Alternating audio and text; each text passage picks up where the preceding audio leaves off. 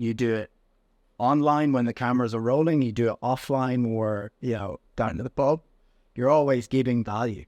And if you're that sort of business leader who likes to give advice, that's a good stepping stone to then start doing video, because you're already that way inclined anyway. Yeah. The people who shouldn't bother doing video are the people who... Welcome to another episode of the Soul to Evolve podcast. Today I've got a special guest. His name is Tommy Murphy, founder and owner of A1 Connect. In today's world, video content is so important for business owners to have in their marketing strategy. Reason why is everyone is glued to their phones.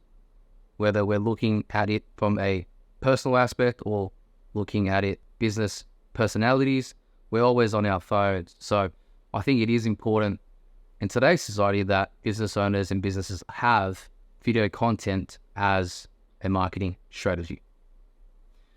Tommy, how you going? Phil, thank you very much for having me. Excellent. So before we get into it, can you tell the viewers out there a little bit about yourself at A1 Connect? Yeah, so A1 Connect, we're a video production business and we do media buying as well. And it's predominantly for B2B businesses.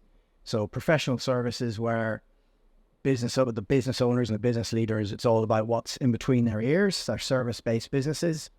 And essentially what we do is we do things like this. We produce podcasts, and obviously we've been producing the Soul to Evolve podcast for a while now. So it's a bit like, remember in WWE where you have the special referee come on? Yeah. Like get stuck in. It's a bit like, that's the way I feel today. I'm usually down behind the camera. I've got a podcast of my own, but I just really enjoy podcasts in particular because they're just great conversation. Well, I think it was time for us to get you on just because, you have been producing our podcast for some time, but you are an expert in what you do. And if it wasn't for you, I don't think I'd be doing any video podcasting at all, because I was always in my mind. I was always thinking about, am I good enough to be in videos? Am I confident enough to be putting myself out there? But I think the advice that you'd given me throughout that time has, led me to this state where I feel like I am maybe a little bit better at what I do when I put out videos. But definitely thanks to you, I'm here. Yeah, cheers, mate. And you've been smashing it. So it's one of those things. I do believe that everyone has it in them to be able to do it. And the podcast medium is really good for, you forget, I've already forgotten that there's cameras on us. Yeah. There's plenty around though. There's plenty around. No, that's right. I think you make a really good point. I do remember coming to you and saying, Tommy, I want to start videos, and your advice then was, why don't we do a long form podcast and be able to then, use that to repurpose and make multiple or different types of short videos. So really efficient about how we do things versus just creating short videos. So I think that was really good advice. I just wanted to understand a little bit about you so that the audience can relate a bit more to yourself. Could you tell us why you decided to become a business owner versus stick to your day job, where I'm sure you're making six figures and enjoying life, but why did you decide to take that leap of faith?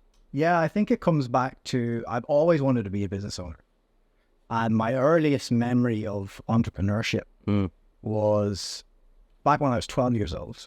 A fella called Jamie Oliver, you might know him, famous. Yeah, cook. He was doing a documentary at the time, and what happened in that documentary is he was showing what happens behind the scenes of junk food production. And as a result of that, I was a young fella in high school. All the schools in the area decided, you know what, let's cut out the junk food from the vending machines. So all of a sudden we went from a great supply of Mars bars, Kit Kats, to nothing. Maybe a granola bar here and there. I remember thinking, we all still want chocolate. Yeah. And there's our equivalent of Woolies, which is called Asda. There was an Asda down the road. Yeah. So I was like, you know what? I'm gonna capitalize on this demand. So I would go down before school and pick up 10 chocolate bars for 50p. Yeah. Because I'm from Ireland. We're in north of Ireland. We use pound sterling. Yep. And then I would go into school, and at lunchtime, at break time, I would sell them for £1, 2 times profit. How does that? And I remember thinking, this is great. I just love the idea of building businesses. But at that time, I didn't know what I wanted my business to be in. So I thought, I'll go into the world of full-time employment and see what I like, see what I don't like, and more importantly. And yeah, just sort of throughout my career, whether it be, in school or when I was at university, starting up a Garrett football team and going and doing an RBS version. So RBS is one of the big banks in Scotland. Yep. They did a sort of Shark Tank style pitch event for the university sports teams. So I was going and pitching there to win funding for our team. So always in my history, there's been this need to build things, build community, build businesses. So, fast forward to 3 years ago, I've been working in Australia for about, I think, 5 years at the time, 5-6 years. And I was like, I want to start my own business. But many expats who might be listening to this, you're very much tied to your job when you're sponsored by an employer. But about 3 years ago, I was able to transition to temporary resident, and that basically opened up the world in terms of business in Australia. So straight away, and it's very like listening to this podcast over the many, many episodes that you've had now, I definitely did it the way you wouldn't recommend. So I basically went in and I was like, I want to make this thing a thing that I have to keep alive. So I incorporated as a company 3 years ago, even though the revenue was pre-revenue. I was like, you know what? If I do the ABN route and do sole trader, I probably will always have my one foot in employment. Yeah. I was like, I want to do this and I want to have a solid crack at it. And that's what I did. So I incorporated the company and I set up, a trust model. And it was really educational, a lot more costly than a standard sort of sole trader. Yeah, that's right. But yeah, within 12 months, I was making 6 figures again. Yeah. Company. No, that's good. I think the fact that you did that probably put you on a mind frame that, hey, I've got a separate entity, PDY Ltd, and it's now, I've got to commercialize it. But, to your point, if you stick with just an ABN, you do have that 1 foot out the door and 1 foot in, and you might not have that sense of let's go and get work, let's go and build this business up, right? So ultimately, I think you did the right thing because you're still going, you're still surviving. Yeah, and I've been told most businesses fail in their first 2 years. So exactly, you've passed that now. Exactly, you passed that statistic, so you're on the other side, which is good. So excellent. So now that the viewers know a little bit about yourself and your journey to business, let's get more into the details of video content and what you specialize in. So what tips would you provide to those business owners thinking about video content? How would they incorporate, or what should they be thinking about if they want to get into video content? Yeah, well, there's quite a number of things to consider when doing video. And I speak to a lot of business leaders and business owners in my day job naturally. And the common thing is, I'd love to do video, but I don't know where to start. So what happens is there's a lot of businesses who are like, I want to, get this video done. So I'm going to pay someone to do it. And then because they don't understand the full process that goes into shooting a video and how much time it takes, they'll go to a videographer and ask for a quote for a video that's, maybe 2 to 5 minute long video that they're going to go on their website. So those sorts of videos, you want it to be high end. So there's basically 3 types of content. You've got your hero content. So that's stuff that's evergreen and will last about 12 months or more. So they are the videos that you're going to be putting on your website. You want them to look really smart, really professional. Then you've got one down from that is your hub content, which is the long form content that people are going to go regularly to your website to get upside. So it's sort of like this is hub content because you produce an episode every month. And then you've got your hygiene content, which is what people stereotypically think as, the reels, which are sort of 30 to 60 second snippets that tell you just short bite-sized information, cut out a lot of really important. Yeah, in the context. Yep. So there's the three types of video. But the level of editing required for each of those can differ quite significantly. So a small business owner might go to a videographer and ask for that really smart looking video for their website and then get a quote back for thousands and thousands of dollars for one video. And for a lot of particularly smaller businesses, it's just not commercially viable for them to spend that much money on one resource. Yeah, that's right. And the great thing is we've got them all in our pocket now. They're called smartphones. The cameras on these are incredible. So really particularly with the A1 Content Club, what I'm doing is trying to get business owners to think about video not as an additional thing they have to do or a nice to have. It's very much something that is part of business development. You know, it's one of the most effective ways that you can clone yourself if you do video content the right way. Yep.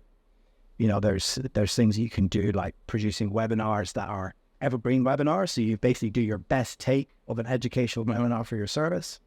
And then there's platforms that you can use that basically have that on repeat. So people, when they visit your landing page for that webinar, they can watch it straight away. It's sort of like Netflixing your content. You don't have to be in the room, but there's a platform called eWebinar. I actually interviewed the founder a few weeks ago, and that basically allows you to answer people via email when they're in the chat. So they get the sort of simulated live effect where they know it's a pre-recorded webinar, but they also know that if they've got any questions in the live chat, they can still ask, get them answered in real time. So it's getting businesses to think that way. I would describe myself as a commercial creative in that order. A lot of video professionals are artists. They produced incredibly beautiful works of art, but their commercial acumen tends to be less so, because that's the sacrifice. You know, if you're a great artist, generally you don't really care about money. Because I have that commercial background, I think, right, what is the most time efficient way you can make the video? How can you get it to look sort of like your MVP type of model? How can we get this to be as good as we can possibly make it within the constraints that we've got? So budget constraints, time constraints. Yeah. And then how do we use, what kind of content can we create to then move the dial in terms of revenue? So we use what's called pipeline velocity, and you can measure your effectiveness in video by basically taking your benchmark pre-video content and then taking the benchmark post-video content. So now you're talking about distribution, right? So, you know, a business owner will get out there, they'll start the videos, and you're saying, you know, should they, well, I guess they should consider what type of form of content they'd like to produce. Yeah. And really you should be considering your budgets. Yes. But also the purpose of why you want to put out the videos. Yeah, and the purpose one that you mentioned there is really important because a lot of business owners, and it's like anything else in life, if your purpose is misaligned to the activity you're doing, you're never going to be happy doing it. Yeah. So although a lot of business owners say, you know, I need to be doing videos, I don't think they need to be doing videos. They just have FOMO. They think if I'm not doing videos, I'm losing out. I think that was me. You know, and it happens. Yep. But where you are lucky is you enjoy providing value to people. You do it online when the cameras are rolling. You do it offline or, you know, down to the pub. You're always giving value. And if you're that sort of business leader who likes to give advice, that's a good stepping stone to then start doing video because you're already that way inclined anyway. Yeah. The people who shouldn't bother doing video are the people who don't like and don't really care about being seen out and about, you know, because that's where over time it'll then become a chore. For business, the audience out there, business owners, purpose, budget, think about those two things before getting into video content and see how you can do it with those two things in mind. Yeah, and then you obviously have to think about the channels that you use. Yeah. So that's what I was going to ask, actually, the distribution piece of it. So, you know, you've created all this content now. For a business owner, what should they be thinking about? What should they be considering when they've got the content ready? How should they be distributing that? What social media channels should they be using to make sure that, you know, the reach is there for the content? So give me a scenario here. Is this, am I giving this advice to someone who has never done video before, or is it someone who sporadically does video? this would be for someone that is looking to use video content marketing. Right. Okay. For the first time. For the first time. So yes, if you've never used video content before, as a broad summary, the platforms available to you for video are LinkedIn, Instagram, Facebook, TikTok, YouTube. They're sort of the big five. And I would say that when it comes to picking the channels for your business, if you're starting from scratch, don't make the mistake of thinking that you're Gary Vee and you just want to spray it all over all of the channels. Like what he does is incredible, but he also has a very, very expensive team behind him to be able to pump out the volume of content required on all of those different platforms. He's got specialists on all of those different platforms. Yeah. So if you're a business owner and you're like, right, I want to start doing video for my business, you want to look, one, where do I have an audience already that is going to be friendly? A lot of particularly business owners will likely have a LinkedIn. They may have done posts in the past, or they may at least have had DM conversations with people that they meet in every event. So that is a really good channel specifically for B2B. And the second one is, what channels do you enjoy? Yep. Because the biggest misconception about video is that I'm going to send out and schedule loads of videos and then the money's going to start pouring in. That is absolutely the wrong way to think about video. Video is like pitching at a networking event. There'll be many people there. You have a captive audience. They might like your message. But you still have to go and have conversations with those people afterwards to try and convert that interest into revenue. Yep. And it's the same process with video. If you're just putting videos out there and not doing any reciprocity in other people's comments or not messaging people, you're not going to get the culture. So that's something to be really mindful of when doing video. And if you can do it, then you need to be able to at least delegate that function to a social media specialist or a community manager to do that on your behalf. Okay, so if you are as a business owner, if you're starting out in video content, you want to think about where you are already active, but also then when doing that, putting out the video content, you also want to, compound that with other activities, whether that's following others, liking other people's comments, replying to those comments, or other posts.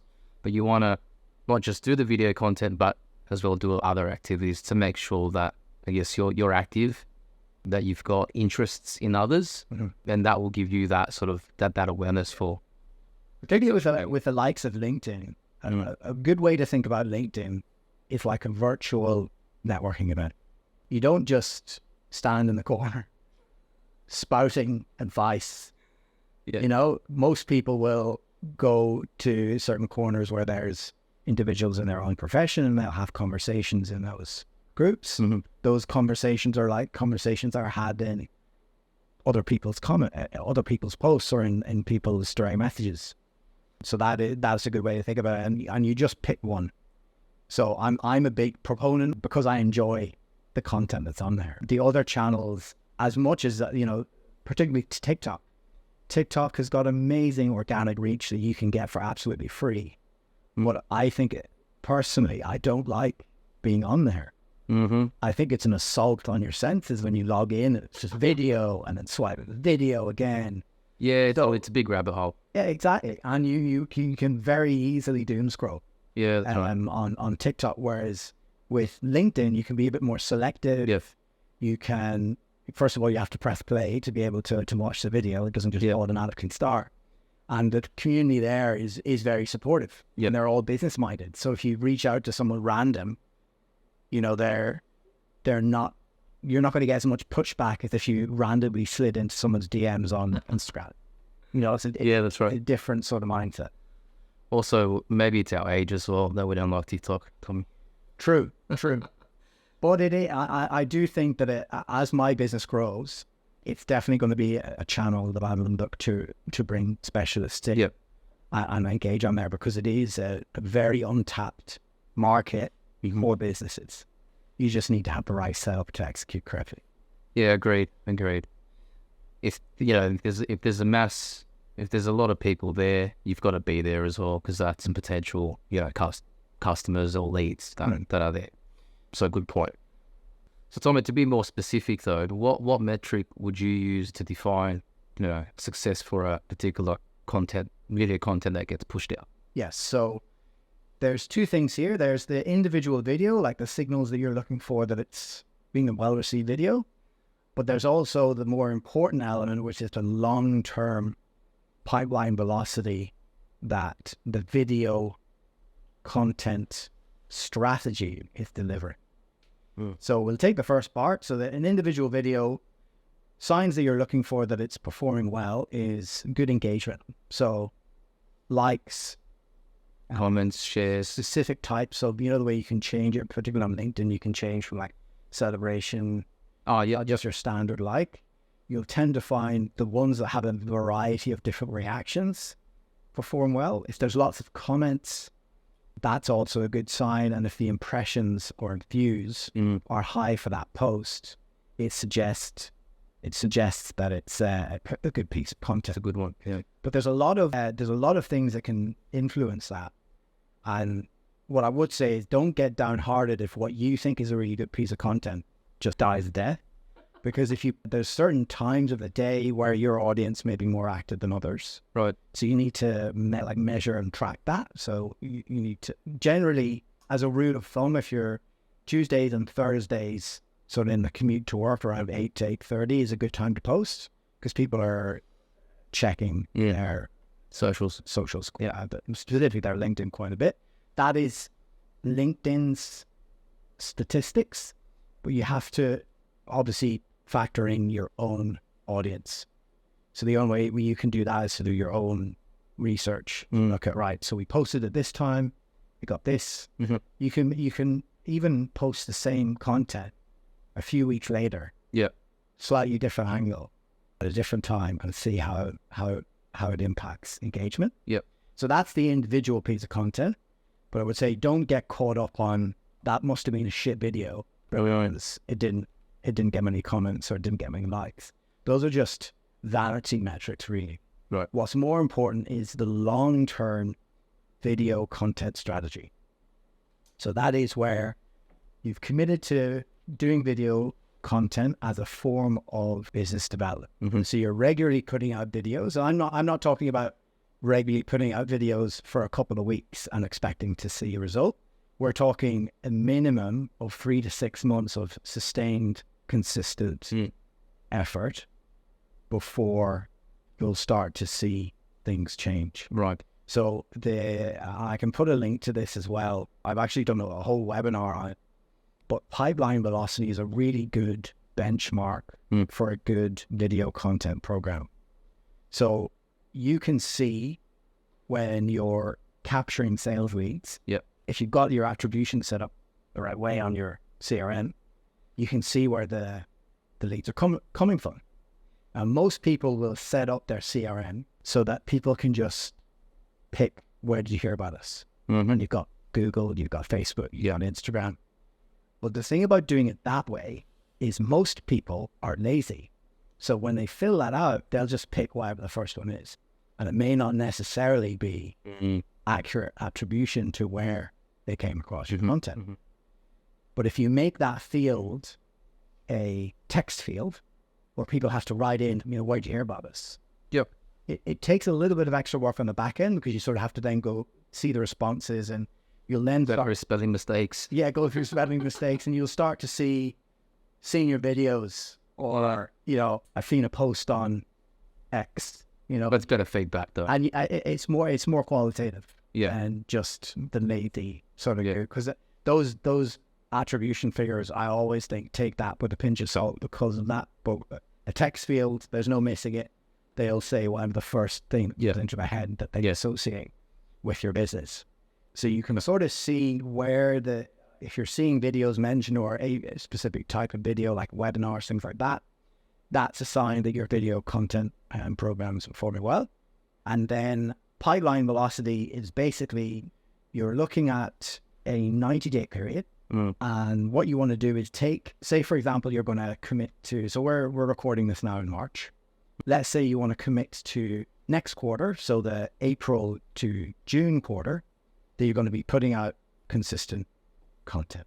You should probably see in the first quarter of the new financial year, so that's in July to September, yep, that the dials start to shift. So what you want to do is go back to July to September of July 2023. And there's a few things you want to look at. You want to look at your average contract value. So that is, what is the average amount of revenue that you generate per customer?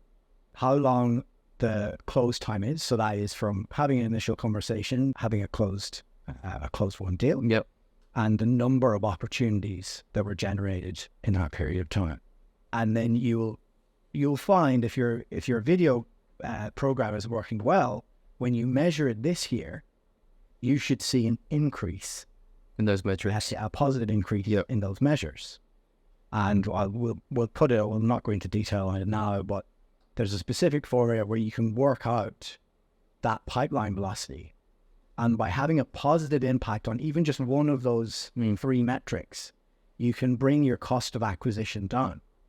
So most businesses, especially now with high interest rates environments, marketing budgets are very constrained. It's the first one to go. Very unlikely that marketing budgets are going to, especially for small businesses, are just going to expand. Instead, what's a very common saying is you just need to do more with less.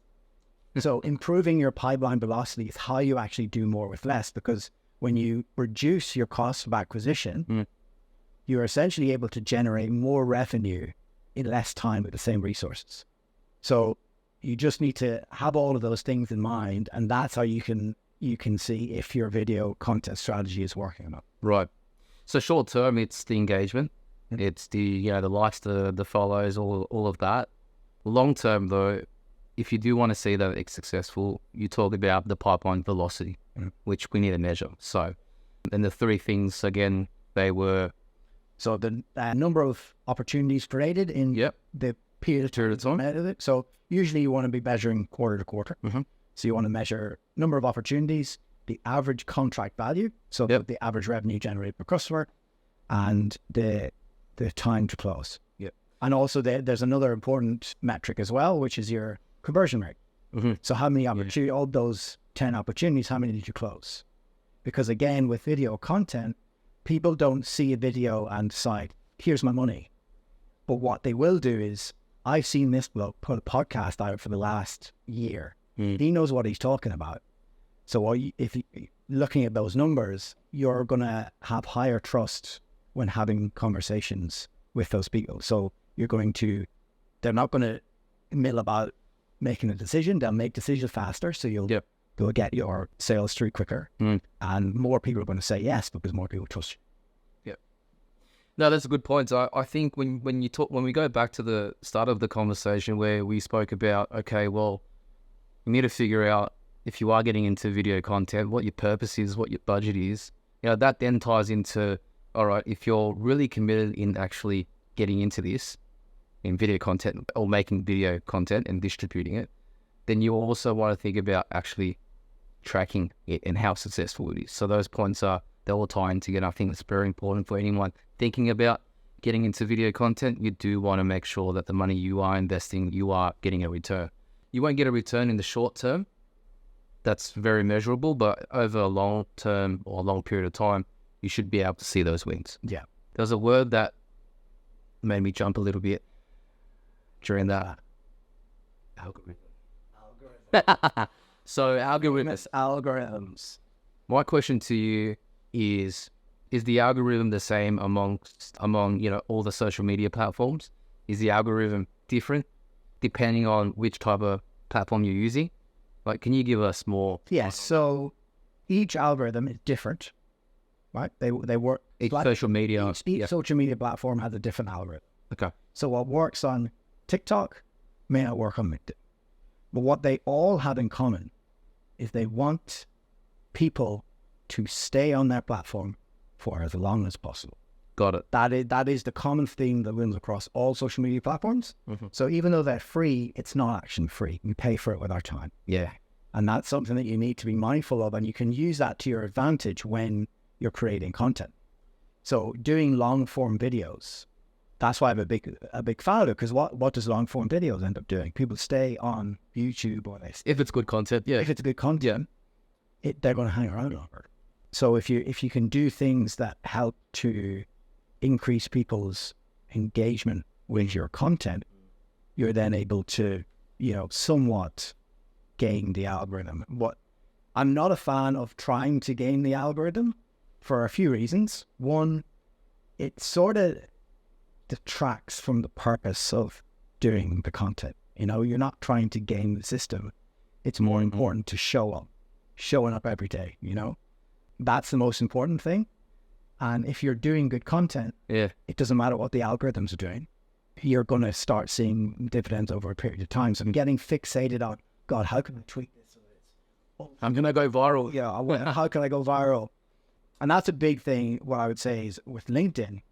LinkedIn's algorithm works very differently to a lot of the other ones in that they do not want people to go viral.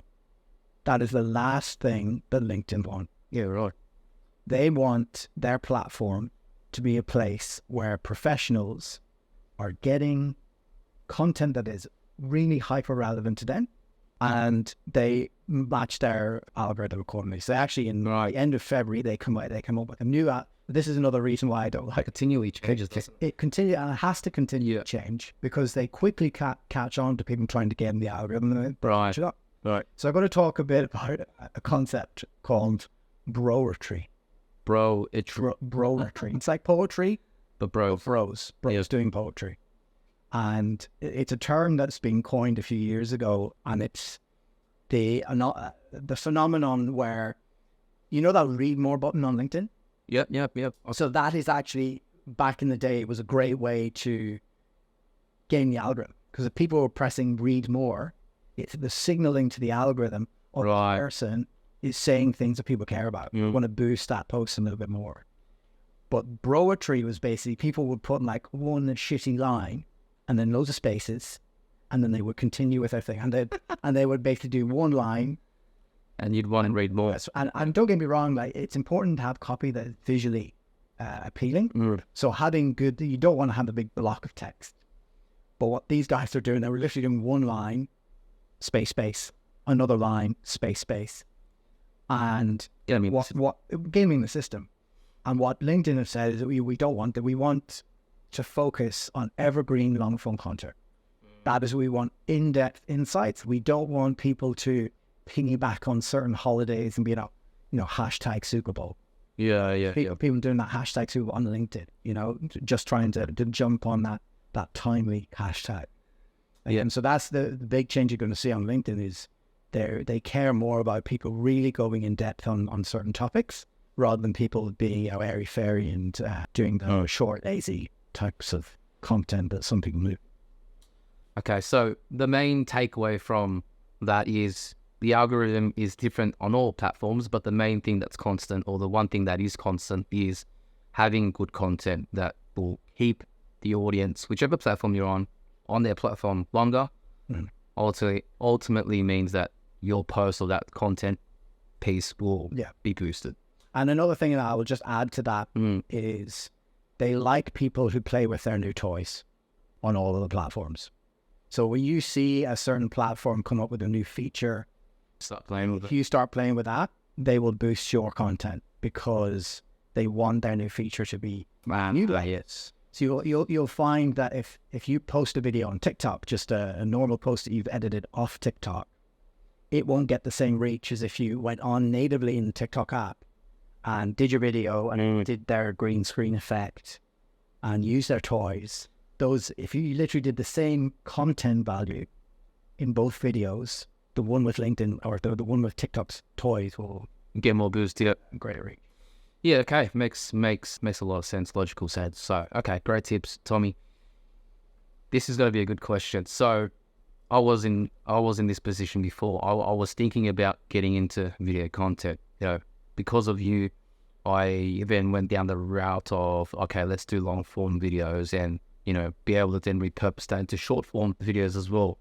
But let's just say a business owner out there doesn't have the marketing budget to invest, thousands, tens of thousands of dollars into long form for a long period of time, and they could look into, they could probably look at doing it themselves with, their phones, as you say, because it's got a great camera.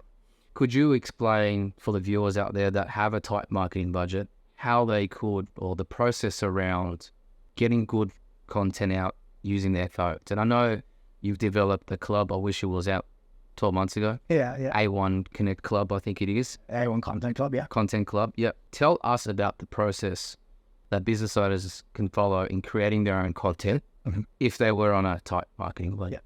So I started the A1 Content Club basically because I love working with small business owners. Okay. With my business, because there's a media buying side to it, I work with the big end of town on the media buying side, enterprise level businesses like Headspace. But generally with those bigger businesses, there's large amounts of bureaucracy and red tape.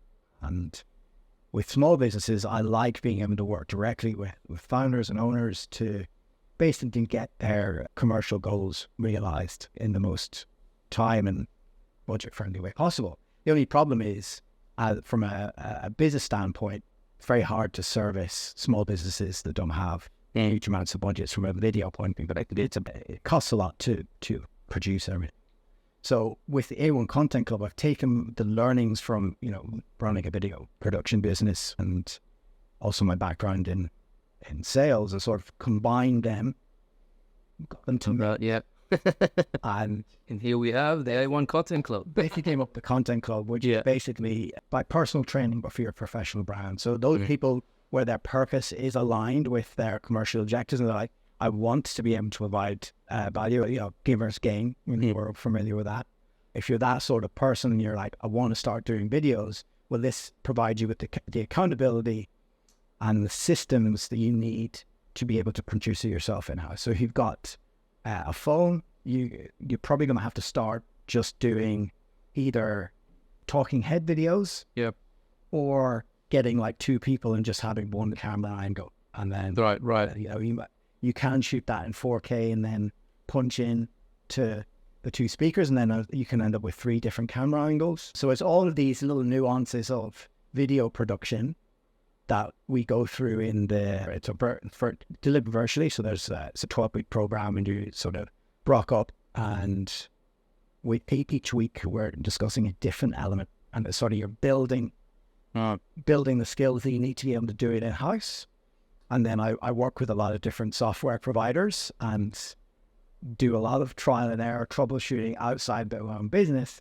And I've built out a lot of automations that help make it as smooth as possible for a business owner. So they can, when they've installed a system, they can literally shoot a video on their phone, press a button, and it then gets put into the system, which, a member of their staff, a VA or whoever their project manager is, can then see that piece of content through editing and through distribution, and then you can measure it as well. And then obviously leveraging the famous ChatGPT. Yes. Because there's no getting around it. If you want to be time efficient in your business, you need to use ChatGPT. My caveat to that is ChatGPT should not do the creation. ChatGPT is very good at coming up with a large amount of ideas that you can then cherry pick from. The human then molds that into a message that's going to resonate with people.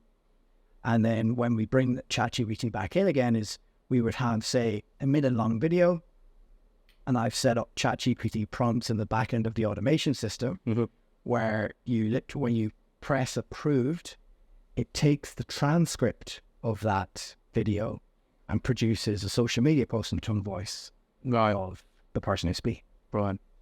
So it's basically taking what is a human creation, summarizing it and putting it into a format that then just reduces the cognitive load of then you don't have to be creating a post from scratch. You can just take ChatGPT's pretty good. It would be pretty good for someone like myself who's not creative at all. Like, just save a lot of time, because sometimes you're just sitting there thinking about, what should I speak about, or what about what's a good caption? All these things that I got to think about. So it's very hard. But I guess that makes it a lot easier for anyone looking to get videos out there. And yeah, exactly. You do the work where you do the human thinking and the human strategy where it matters. Yeah. That's where you should lump all your energy into. And then the sort of high volume, no reward tasks that are still really important to do, by the way. Yeah. You can get a machine to do that for you.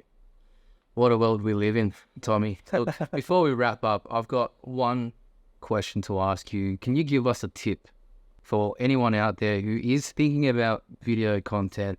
Like, how do you overcome, because for myself, I don't like listening or looking at myself on video. Yeah. It's just, it's cringy sometimes. Right? I hate it as well. I do a lot of videos from to this day, it's been over 12 months since I've been doing this. I still hate it when a produced episode comes out. Just thinking about, I don't want to watch this. I don't. What's a tip to think about? So a tip to get over the psychological barrier, and this tip is one to take home, not just in video but any endeavor. No one gives a shit about you, and I mean that. It's meant to be provocative.